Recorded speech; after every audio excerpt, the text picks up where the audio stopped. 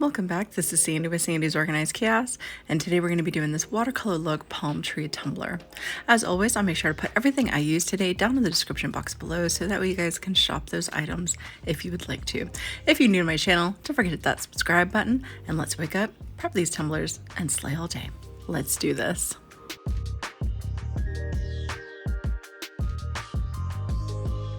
Going to be using a regular 30-ounce tumbler today. I went ahead and prepped and primed that this white color, and I am going to be using the epoxy method to adhere our glitters down today. I'm also using a fine cut glitter for what we're going to be doing, so you just need a very thin amount of epoxy to stretch completely around your tumbler. The glitter I'm going to be using today is Party Peach. This is my new shaker. Everything that is new from here on out in my glitter shop will be in the shaker, the fine glitter. There we go. The next one is Pina Colada, and this is Pinnacle. And you can find these glitters at socglitters.com if you'd like to, or go ahead and use what you already have on hand. Now, the first glitter I'm going to start with is Party Peach. That's my darker color, and that's going to go onto the bottom of my tumbler. So here I'm showing you how I'm going to do this. I'm going to go ahead and coat the bottom fully with my glitter. Then I'm going to start bringing it out to the edges for myself. So right there, I got it all covered on the bottom nicely. Now I'm going to focus right on the corner of that edge there, and I'm just going to let my glitter fall onto that while holding it at an angle there and let it just drape ever so slightly, not fully up to the hip where it starts to curve, probably about about halfway, I would say, is where I went ahead and stopped there, between where the tumbler starts to curve and the bottom of the tumbler there. All right, there we go. Now we're going to go ahead and get started on the next color. And I'm going to use the next darkest color, which is called Pina Colada.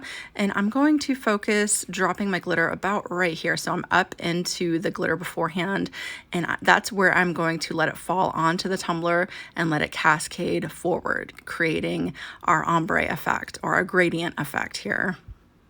And I'm going to let that glitter cascade just above where that curve happens. So you're basically just focusing on 3 sections, and you want to try to make them about as even as possible. That's all you want to try to do. So each tumbler is going to be a little bit different on the sizing you're going to need. So you just have to visualize where you want your glitters to start and stop and just kind of go from there. But that's what I'm doing with this particular size and style tumbler. Now that the middle is done, we're going to move on to our last color. And that will be the lightest color that I have, which is this Pinnacle. And again, I'm going to focus dropping that glitter down about halfway up into the color before, and then I'm just going to go ahead and fill the rest of this in. Now, since this is white, we're good to go. I'm just going to go ahead and fill that in, no problems. Now we're ready to go ahead and set that off to the side and let that cure. If you use the epoxy method as well, even if you use glue, it needs to sit off to the side, obviously. I'm just going to shake off that extra, set that off to the side, and we'll come back once that's cured. And once that has cured, you're going to go ahead and take a chip brush and you're going to sweep away all that extra glitter that just didn't get adhered down to the epoxy. Now we don't want our 3-tone ombre to bleed into one another when we add the epoxy, so I'm going to go ahead and seal it down really well with my 2x Ultra. I like to do 2 to 3 coats of that to make sure that glitter is going to stay in place.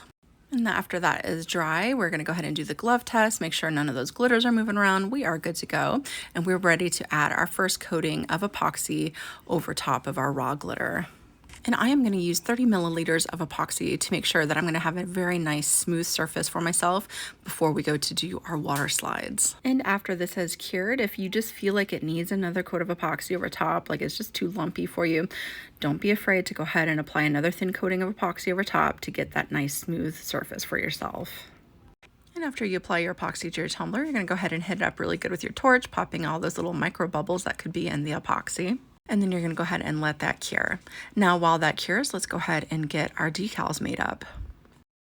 The decals I'm using today, I got right off of Creative Fabrica. I thought they were so pretty. I really love the colors of these palm trees. So to get them onto our tumbler, we're going to be using Waterslide paper. So the first thing we got to do is get these down to size so that way we can print them properly on our paper. Now I want them kind of big because I'm using a big tumbler, so I found that I can fit about 2 of these scenes onto a sheet of paper. So the first thing I'm going to do is duplicate that image. I'm going to go ahead and flip it vertically. Then I'm going to make sure that I highlight everything all together, and I'm going to make sure that everything is nice and even. Then I will go down to the right hand corner over there, and I will make sure that everything is attached together. Then we can go ahead and resize our image to make sure that our paper is filled up nicely. Now you can make the width a little bit wider on this, but it can only be 9.9 in height, but the width, like I said, can go out a bit further if you would like it to. You just have to press that little lock button at the top and then go ahead and bring your width out a little bit more if you want to. Now I wanted the top of this tumbler to be nice and full of these beautiful images, so I went ahead and printed out 2 pieces of these Waterslide papers, making 4 of these images in total. So before we get our water slides printed out, the palm trees are super simple. I just unlocked it and I kind of shrank it down just a little bit, made it a little bit skinnier. And I kept the height. So the height was 6.73 and the width was about 4.097. So I wanted them really big so that way they could kind of go over the surface of everything really well. So again, I'm just going to print these out in a beautiful opal to kind of match it. It's like a pink opal. Now that all this is ready to go, we're going to go ahead and get our decals cut there, the palm trees. I'm going to do up 3 sets of these palm trees, and I'm going to go ahead and get our water slides printed out.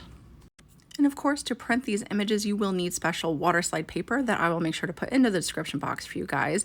So you want to go ahead and put your paper into your printer. You want to make sure that when you go to print, you take off the bleed and go ahead and press print. And then we will take it outside so that way we can seal this image down to our paper properly. So if you've never worked with this paper, what makes it unique is once you seal down your image with your gloss spray sealer there, you just want to do back and forth motions, up and down motions. This is how I've done it for years, and it's always worked for me. I've never had any issues. You can do up to 2 coats of this. It works great. So the sealing portion of this makes it so that way once you go to cut your image out and you place it into water, the image will slide off of the paper backing, so it's going to be adhered to this clear coat that you're spraying on. So then you can take that clear coat that has the image attached to it and you can attach it to your tumbler or whatever kind of craft you're doing actually. So it's pretty cool paper. It's not a white backing, so you will have to use something light when you go to do this. So you just want to go ahead and spray seal it really well, up to 2-3 coats if you need to, and then let that dry fully. And now we're back inside and we're ready to add these to our tumbler. So there is my tumbler, nice and smooth, and I also have a thing of water here waiting for me, and I also have a squeegee and a paper towel, which I'll show you guys here in a second.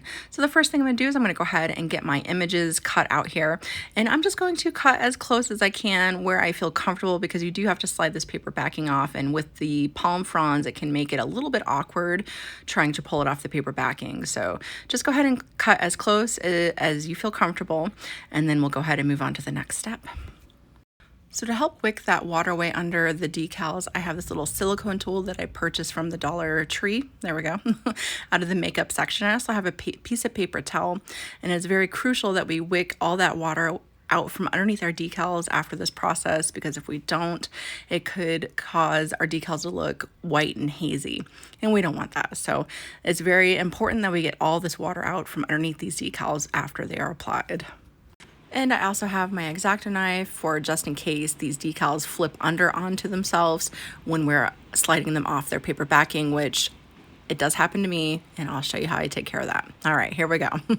So like we talked about earlier, to get the image removed from the paper backing, you need to place it down into your water. And I am gonna place a little bit of water onto my tumbler as well. This just really kind of lubricates the tumbler so that way you can kind of shift your image around before you decide to fully stick it down completely. And here I'm just kind of visualizing where I want to place my decal, because I want my decal to go right above where our pink is at the bottom there. So right below the hip of our tumbler, right after it starts to curve, is pretty much where I want to start placing that. So now my decal is starting to slip away from its paper backing, and we're ready to apply it to our tumbler base. So one more time, just for good measure, I'm going to load it up with some water, and then I'm going to very gently, very carefully start removing that paper backing. So what I do is I hold onto the top of my image, and then I'm just going to take the paper backing and just start pulling it out, and it's pretty much should just slip out because it's pretty smooth. So I guess that's what that paper is just made out of. It has a really good release to the paper to make it nice and slick to slip right off of that paper backing. So as you can see there, I did put a little bit more water onto the image. Again, this just really helps out with handling the image itself. And I didn't need my X-Acto knife for this part. All I did was simply lift up the image and unfurl the palm fronds that did kind of flop over onto themselves.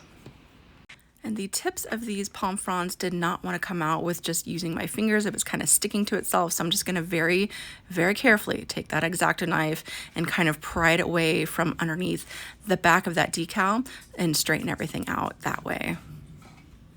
Now, after my image is right where I want it to be, I'm going to go ahead and take my squeegee. You see me dip it in water. It just kind of helps it slick over the surface a little bit easier. I'm going to go ahead and hold down the bottom of my image so that way it doesn't shift around on me too much. And then I'm just going to take my squeegee and gently squeegee out all of that water from underneath. Now, after I do that, I'm going to go ahead and take my paper towel and just finish drying that up, and then we'll roll it around and work on the other side. So I did the same exact thing as I did the front, but this time I just rolled it around and worked on the back like I said earlier. So now we have one on the front and one on the back. Now this is just my personal preference, but I'm going to go ahead and let these two dry for about 10 minutes before I finish up putting on the decals on each side in those blank areas. Now, after I let that dry for a little bit, we are going to go ahead and apply the last two decals in those blank areas. Again, just kind of lining everything up and making sure I squeegee all that water out. Now, the reason why I like to let those other decals kind of dry for a minute before I apply these other ones is because I'm stacking these decals over top of those other decals, and I just wanted to make sure that I got all the water out. So that was the main reason why I went ahead and did it that way. So I'm going to go ahead and finish laying down my decals here. And after I do that, I'm just going to go ahead and set that off to the side and let that dry fully. I let it dry for about 30 minutes or so before I start working on the other part of what I want to do to this. Now it's really pretty as is. Yeah, you could leave it just like this. It's a great option, okay? But I just wanted to keep going with it, see where it would take me. So I decided I wanted to add some alcohol inks around to the bottom to make it look more like it's hand painted rather than just water slides over top. So this is definitely going to boost it and give it just a little bit more of that really handmade look. So I'm just basically taking the colors that were from the water slide, and I found some alcohol inks that went really well with it. I'm using a red, which I'm going to mix with the pink to make a coral color. I got a blue, a yellow. There's just hints of yellow in the decal. I just wanted to accentuate that, and also a purple. All right, my tray is all loaded up with my colors, and I also have two brushes. It doesn't matter what kind of brush. You can even use paper towels. It doesn't matter. And I also have my rubbing alcohol as well, of course. I'm just going to spritz a little bit of that right into the empty tray that I have there so I can kind of mix everything together with it. So I just picked a brush that no rhyme or reason, didn't matter which one I picked. I'm going to dunk a little bit of my brush into the rubbing alcohol, and then I'm just going to dab off a bit of that rubbing alcohol. I didn't want it too wet. I'm going to take a bit of my pink and a bit of my red, and then we are just going to start applying that to the base here. Now I am going to pick up my speed just a little bit as I go, because I did kind of take my time and just enjoyed the moment. That's what painting's all about. You just want to come through and enjoy the moment. So here I am. I added a little bit more pink and a little bit more red. And as I start mixing it, you're going to see that coral kind of start coming to life here, and it almost kind of blends in with the bottom of those trees. The bottom of those trees have like this orangey coral color as well. Now I knew I didn't want to cover up too much of that beautiful glitter color I already have on the base. So I will leave hints of that peeking through here and there as I go as well. I like the amount of that color that's on there, so I'm going to go ahead and move on to my next color, which I didn't really need to clean off my brush too much because I'm using this really deep purple color. And I'm going to take the purple, and at first I was just kind of dabbing it around, and then I remembered I wanted to do the bottom too, so I did a little bit over onto the bottom as well. Then I decided to go ahead and come through and just go ahead and do it completely around. So I'm basically doing stripes of these colors as I go. Now the first color I did, it's very light. You know, it still is pretty saturated with the coloring, but it was a pretty light color. Now this purple here, this is extremely vibrant, extremely dark. So I really had to come through and just take my time again and just kind of really go at it with my brush and blend it really well up into the pink, down into the bottom a little bit, just making sure that I just kind of feathered out the darkness of the colors here. And one of the biggest tips I can give you guys when you go to do this is I do wet my brush with a little bit of the rubbing alcohol as I go, but not a lot. Like I'm just dipping the tip of my brush down into the rubbing alcohol. And then I pretty much work with that until my brush is dry. So I'm almost dry brushing in a way by the end of what I work with on my brush.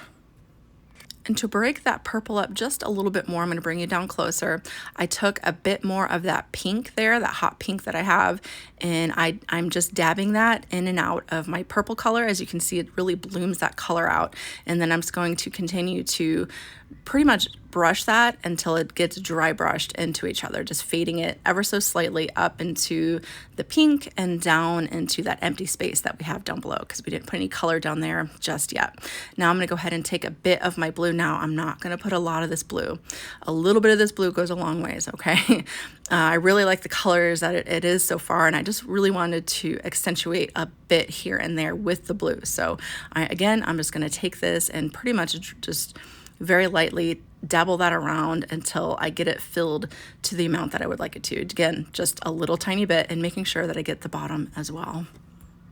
Now, after I get the amount of blue that I would like on there, again, I didn't do too much. I'm actually going to switch out my brush to a clean brush because I don't want to get my yellow all mucky with different colors. And again, I just want a little bit of this yellow here and there. I'm just basically kind of keeping it in with the blue and dabbling it a little bit in with the pinks as well. There we go. Now you guys can see it a little bit better.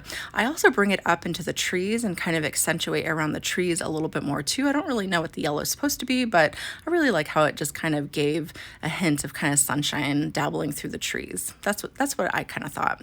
Now I wanted to lift it up so that way you guys could see what I was doing on the bottom. This is pretty much all I did on the bottom. I left gaps of the original glitter color there so that way you could still see that. A little bit of the purple, a little bit of the blue, and now just a little bit of the yellow. And there we go. I really, really like how these colors came out together. So pretty. But whether you add a lot of colors or a little colors or you don't add colors at all, just have fun. Let your imagination go, relax, and enjoy your artwork. So before I add my finishing decals, I'm going to go ahead and spray it down with my clear spray sealer. That's just so that way my inks don't dissipate under the epoxy. I'm going to go ahead and put about 15 milliliters of epoxy over top of everything. I'm going to go ahead and place that onto my turner, hit it up with my torch to pop any of those micro bubbles, let it cure, and then we'll be back. Before I apply my decals, I'm going to go ahead and clean up my rim really good. I just like to use a box cutter for this. It really gets in there and makes sure to get out any of that epoxy that could have draped over our rim at the top there. Then I'll go ahead and sand that down really good with my sanding block. And because I am using an opal vinyl, I cannot stress this enough, that stuff shows up any little thing that could be on this tumbler. I'm going to come through and I'm going to take my time and I'm going to make sure that there is absolutely no little lumps on the surface of this tumbler here. So because that opal, like I said, is not very forgiving. So either use the opal or just use a basic vinyl. Whatever you guys want to do is completely up to you. I'm going to go ahead and take a paper towel and I spritz a bit of rubbing alcohol onto it just so that way I can get off any debris that might be on the surface. So I have my 3 palm tree decals here and I'm just going to equally distribute them around the surface. Now some of you might find it a bit tricky to get your palm trees on a curved surface. Sometimes it can be a little bit tricky, but just make sure that you are cutting your transfer tape if you need to kind of help that vinyl to be able to stretch and form around the curves and all that. And what I like to do is I just work from the center and then I make my way out. And if anything kind of gets weird, like that palm frond there, I just lift it up and place it back down manually with my hands. So that's all I'm going to do is just equally distribute these palm trees around the surface. And for my pinstriping, I don't know if you guys remember this from the other week. I'll make sure to tag it and I'll make sure to put the dimensions that I used as well. I'm just going to use some of this because I have plenty of it and I'm going to place that around the bottom. Now, before I apply my epoxy, I am going to spray it with some spray sealer to make sure that none of those vinyls lift on me. Sometimes these opal vinyls like to give me some trouble and lift, but I like to spray it with spray sealer, give it its last 2 finishing coats, and it's good to go. Whether you take this design and duplicate it as is, or you take it and let it inspire you to create something that is completely your own, I hope that you guys had a lot of fun watching this tutorial today. Again, if you're new to my channel, don't forget to hit that subscribe button, and I will see you guys next time.